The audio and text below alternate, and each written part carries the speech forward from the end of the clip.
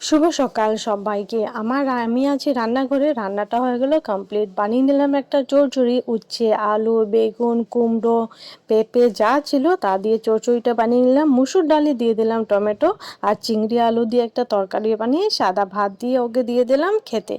ভাদ্র মাসটা ঢুকতে ঢুকতে মনে হলো দিনটা একটু ছোট হয়ে গেল, হবেই না কেন, আশ্বিন মাস আসতে আর কতই বা সময় বাকি আছে। খাবারটা দিয়ে জলখাবারের প্রস্তুতি নিয়ে নিলাম। আটাটা মেখে বটবটি আলু ভাজাটাকে একটু নেড়ে দিলাম। জলখাবারে টিফিনে দিতে হয় রুটি, লুচি পরোটা দিলে পছন্দ না, কেন কি বসে বসে কাজ, তেল তেলে ভাব হয়ে গেলে ভালো লাগে না। তাই রোজ আমি রুটি দেই। আর বাইরে ঘরে যা যায় ওর জন্য গুড়টা খাওয়া খুব দরকার হয়ে যায়, সামান্য গুড় দিয়ে আর যা ভাজা বানিয়েছিলাম তা দিয়েই টিফিনটা প্যাক করে দিলাম। ও চলে গেল অফিস।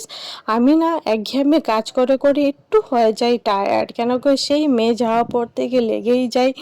মেয়ে গেল, আমার আর শ্বাস নেওয়ারও সময় নেই, চটপট করে রান্না করতে হয়, ঘড়ি কাঁটাটা লাগে চট করে ঘুরে যায়, তাই একটু টায়ার্ডনেস ফিল হয়। তাই বানিয়ে নিলাম আদা দিয়ে 1 কাপ কড়াভাবে চা। চাটা খেলে না মনটাও ভালো হয়ে যায়, একটু মনে হয় রিফ্রেশ হয়ে যায় মাথাটা। তাই কড়াভাবে 1 কাপ চা বানিয়ে নিলাম আর আমিও জলখাবারটা নিয়ে নিলাম। যা বানিয়েছিলাম ভাজা রুটি আর চাটা খেলে ভালোই লাগবে, তাই চাটা নিয়ে নিলাম। জলখাবারটা টাইমলি খাওয়া মেয়ে ছেলের পক্ষে খুব দরকার হয়ে যায়।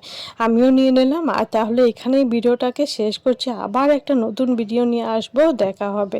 টাটা, আপনারা সবাই ভালো থাকবেন, টাটা।